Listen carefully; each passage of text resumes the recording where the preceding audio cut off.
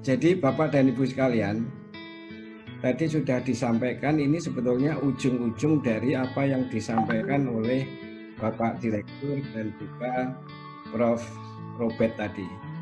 Jadi begitu banyak permasalahan di bidang air tanah, kemudian kebutuhannya, kemudian bagaimana ke depan kondisi air tanah ini, kemudian di dalam menanggapi implementasi Undang-Undang SDA kita yang baru dan sebagainya tadi sudah disampaikan di depan, maka ujung-ujungnya sebetulnya perlunya peningkatan kompetensi ahli SDA melalui pendidikan berbasis riset air tanah. Ini sebetulnya untuk memenuhi atau tantangan tadi atau jawaban dari permasalahan tadi juga disampaikan Prof. Robert tadi di dalam memenuhi kebutuhan ahli SDA khususnya air tanah. Next. Nah, kira-kira itu yang saya sampaikan. Nah, kemudian yang itu outline-nya. Nah, kira-kira yang ketiga itu adalah tadi sudah disinggung oleh Direktur bahwa di dalam rangka kerjasama PUPR dan UGM telah diinisiasi program Magister Barista. Yang tadi disampaikan adalah khusus untuk eksplorasi dan eksploitasi air tanah dalam. Kira-kira itu. Next. Nah, latar belakangnya jelas tadi sudah, jadi ini tidak akan saya ulangi. Jadi sebetulnya peningkatan kebutuhan sumber daya air khususnya air tanah itu akan meningkat, tadi sudah disampaikan. Dan kenapa? Karena memang air tanah itu menjadi andalan sumber air baku yang paling besar di bumi. Tadi di dalam rangka tadi disampaikan quick yield project tadi ini harus dilakukan dan juga di dalam memenuhi kebutuhan-kebutuhan yang lain. Juga mengingat adanya degradasi air tanah baik kuantitas-kualitas dan juga lingkungan. Nah, kemudian dari semua itu perlu adanya program pendidikan tinggi yang berbasis riset, fokus pada bidang air tanah di dalam usaha pemanfaatan air tanah yang berwawasan lingkungan. Jadi itu kira-kira latar belakangnya sudah banyak disampaikan Bapak pembicara di depan tadi. Next. Nah, saya ingin membatasi dulu, silahkan terus. Kompetensi sumber daya ahli air tanah, sumber daya air seperti apa yang kita butuhkan. Nah, saya ingin fokus karena sumber daya air itu tentunya banyak macamnya. Maka kita kembali pada definisi air di dalam SDA seperti di dalam Undang-Undang SDA kita yang baru. Jadi pada dasarnya air dalam SDA itu ada dua secara garis besar. Ada air permukaan dan air tanah, tadi sudah disampaikan. Maka keilmuannya itu sebetulnya dua-duanya itu hidrologi. Hanya dipecah karena satunya di air permukaan, satunya di air tanah. Maka ada hidrologi air permukaan dan hidrologi air tanah. Nah, maka saya akan fokus di dalam hidrologi air tanah. Karena judulnya adalah kita meningkatkan kompetensi ahli sumber daya air khususnya di air tanah. Nah, di dalam hidrologi air tanah itu ada dua. Satunya hidrogeologi, satunya geohidrologi. Nah, ini yang sering dipertanyakan. Apa bedanya? Next. Jadi banyak yang bertanya-tanya apa bedanya, dua-duanya kok namanya berbeda, dibolak-balik gitu. Nah, maka kalau kita lihat di sini saya ingin menjelaskan apa bedanya. Itu adalah ini. Jadi geologi dan hidrologi itu bersatu. Nah, satunya menjadi hidrogeologi, satunya menjadi geohidrologi. Jadi kalau kita pecah maka hidro itu adalah air, geologi itu fokus pada prosesnya, maka batuan itu akan menjadi wadahnya. Dan air itu adalah isinya. Nah, bedanya apa? Loh, satunya juga sama. Bedanya adalah kalau hidrogeologi itu mempelajari wadahnya, fokusnya pada wadah yang ada isinya. Jadi apa? Batuan yang berisi air. Nah, kalau geohidrologi itu adalah mempelajari isinya. Jadi air tanah yang ada di dalam. Loh, kan sama? Iya, sama. Jadi dua-duanya itu belajar air tanah. Maka perhimpunan ahli air tanah, perhimpunan yang di Indonesia itu bukan perhimpunan ahli hidrogeologi atau perhimpunan ahli geologi, tidak. Memakai perhimpunan ahli air tanah. Karena air tanah itu dipelajari di dalam geohidrologi dan hidrogeologi. Dua-duanya belajar air tanah. Nah, sekarang kompetensi apa yang ada di departemen kami yang akan kami sampaikan ini? Kami karena berada di dalam geologi, maka kita fokus pada wadah, fokus pada batuan yang berisi air, yaitu air tanah. Apakah tidak belajar geologi? Belajar tentunya, tapi fokusnya adalah wadah yang mengandung air, bukan atau sedikit belajar tentang air yang ada di dalam batuan. Jadi itu, jadi bedanya. Jadi supaya kita fokus di dalam peningkatan keahlian SDA di bidang air tanah di departemen kami itu lebih ke hidrogeologi. Dan ini akan sangat penting di dalam mempelajari potensi eksploitasi, eksplorasi, perlindungan dan sebagainya. Itu basisnya air tanah itu adalah wadahnya, batuan yang mengandung air, bukan sekedar belajar air tanah di dalam batuan. Next, jadi kira-kira itu supaya kita fokus di dalam. Nah, ini sekilas saja lah, sekilas informasi tentang departemen kami. Kami itu ada didirikan di tahun 59, ada di Bulak Sumur. Kami jumlah mahasiswa ada 600-an dengan dosen kira-kira 32-35 dengan perbandingan berarti 120 lah kira-kira. Next, itu informasi singkat saja. Terus, nah kemudian next. Nah, saya fokus pada yang di biru itu saja karena kita bicara program magister. Kembali lagi. Kalau kita bicara di program magister, kembali. Nah, maka kita sudah sejak tahun 2003 kami ditunjuk sebagai host institution dari EUNCITNET program sebagai Center of Excellence di bidang geologi untuk pendidikan magister di Asia. Sehingga kami mengembangkan program internasional EUNCITNET, KNB, juga ada dual degree dengan SDSU, Kyushu, Warwick, dan sebagainya. Itu sudah kita kembangkan terus. Next. Nah, kemudian dari itu, ini adalah sedikit statistik untuk menggambarkan saja.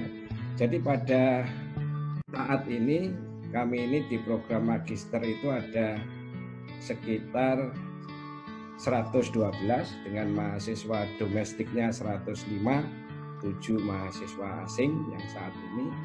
Nah, alumni kami itu di tingkat magister itu ada 374, di mana 110-nya itu adalah mahasiswa asing.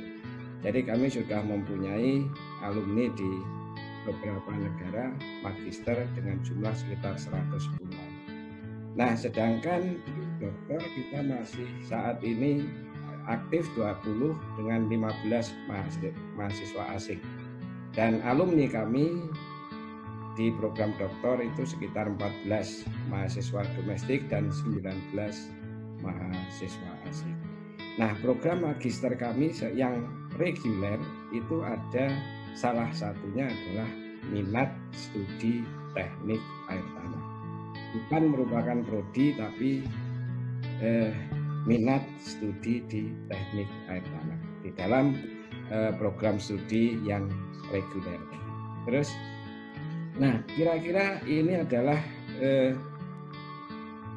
statistik dari jumlah mahasiswa asing kami di program magister dengan jumlah yang cukup banyak, itu dari Myanmar, Kamboja, Malaysia, Vietnam, Jepang, Thailand, dan dari Jerman, dan juga dari Prancis, dari USA.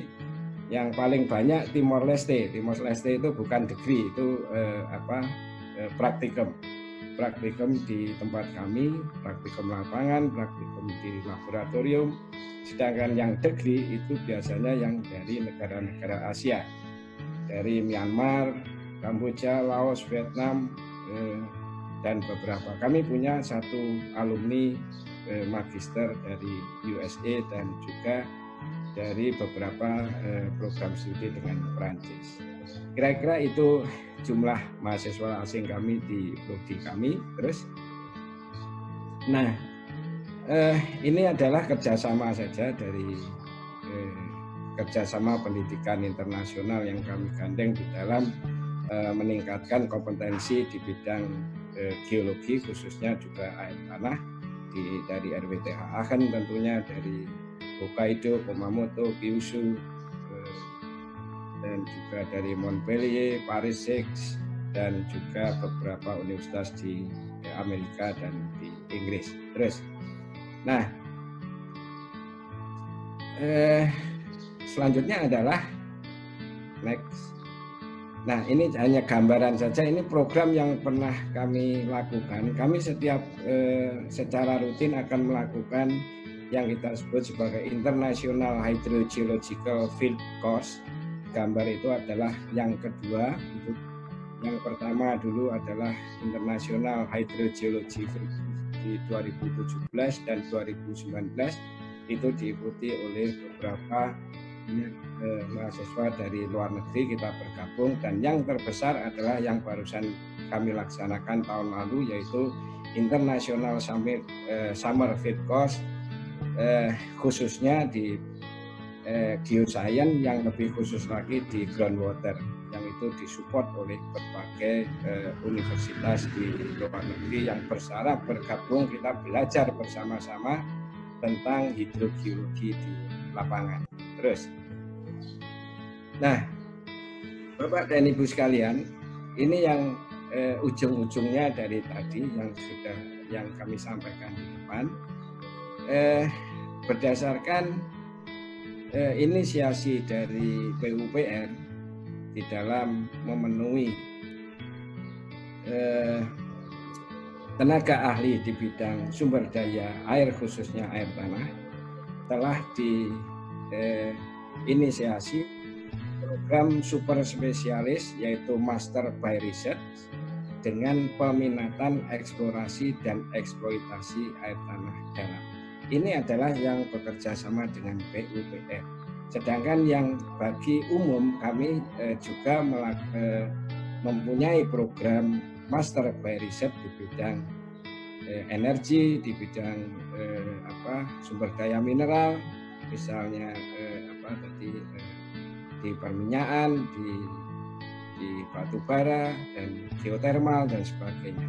Itu ada. Nah, yang kami sampaikan di sini lebih pada peminatan eksplorasi dan eksploitasi air tanah dalam. Terus,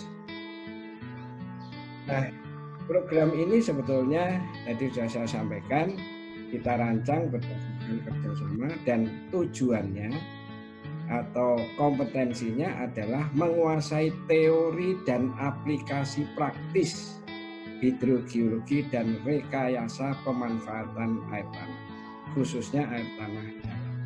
Jadi karena kami sudah punya pengalaman di dalam kerjasama yang kami sampaikan tadi di depan, dan juga field cost yang kami laksanakan selama ini, maka kami mempunyai kemampuan untuk mendidik atau menghasilkan tenaga-tenaga ahli khususnya di dalam eksplorasi dan eksploitasi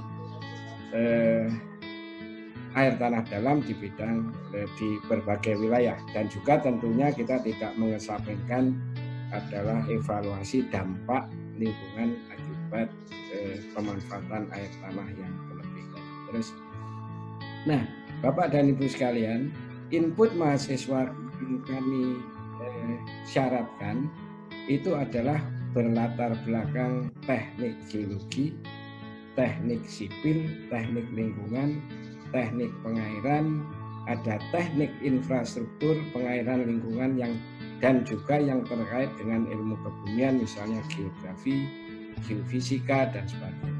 Tentunya kami tidak bisa menerima mahasiswa yang berlatar belakang sosial, karena ini pure teknis di bidang rekayasa air tanah. Nah, itu input yang diperlukan. Nah, waktu yang sudah kami sampaikan bahwa kami ini mensettingnya tentunya sesuai dengan peraturan yang ada 4 semester. Dalam hal ini juga dilakukan bisa dalam waktu 18 bulan. Nah, pada waktu semester pertama, kami ingin menyampaikan bahwa jangan ada kesalahan persepsi atau kesalahpahaman bahwa master by riset itu berarti bisa dilakukan di rumah. Berarti tidak perlu ke kampus, tidak perlu kuliah dan melakukan riset di rumah. Tidak.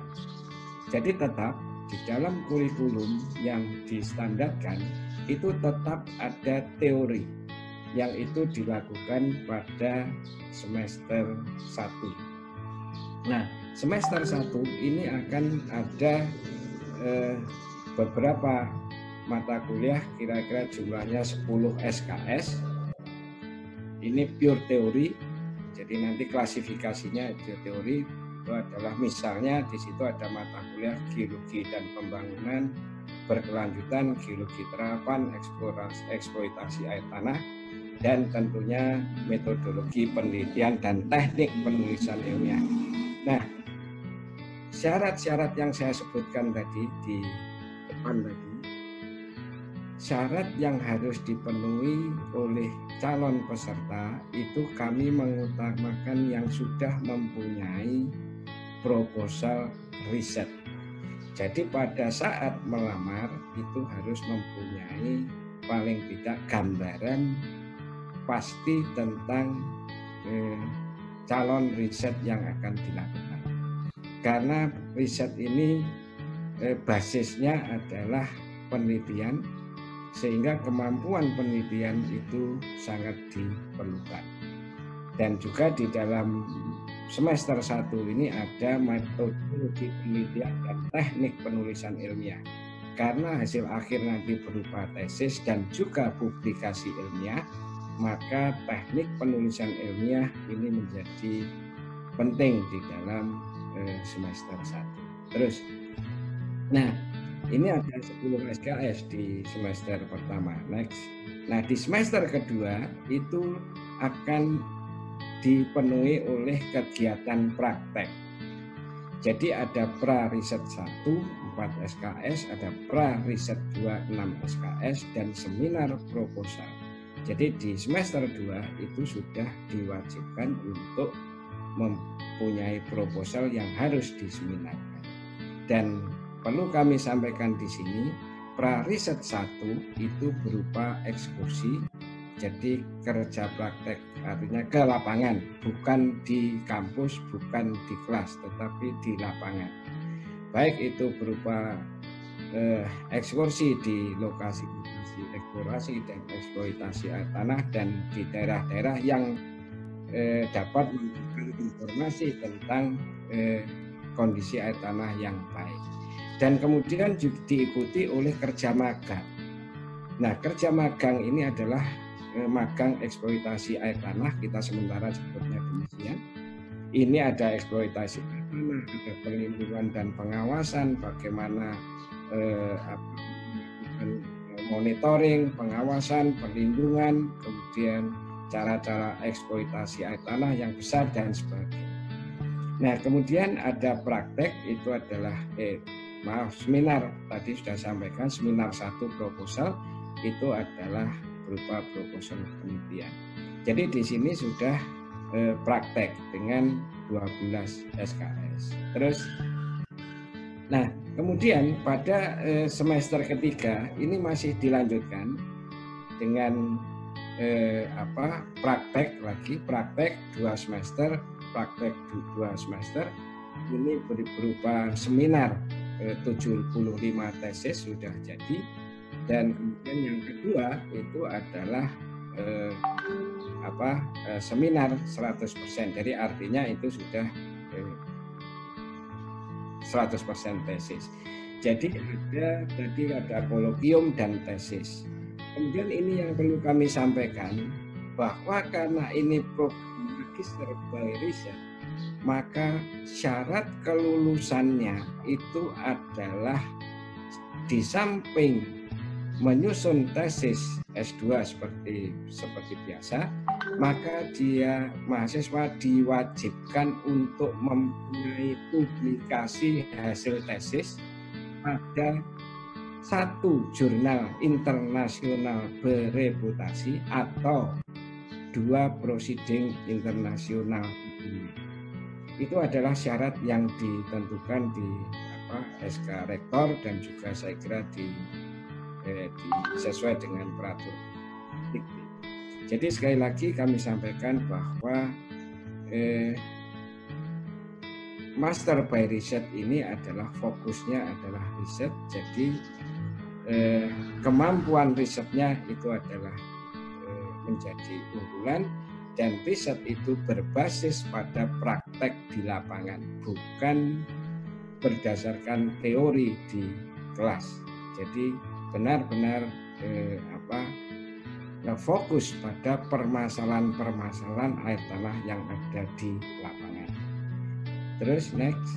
Nah, berikutnya adalah ini gambaran. Jadi kalau kita lihat kira-kira berapa persen, jadi seminar semester 1, 2, 3, 4 itu jumlahnya totalnya adalah 42 SKS dengan prosentase teorinya itu adalah 30% dan prakteknya 70%. Ini menggambarkan bahwa program ini menghendaki pemahaman seorang ahli air tanah yang profesional, yang mampu melakukan riset dan berbasis field, berbasis lapangan.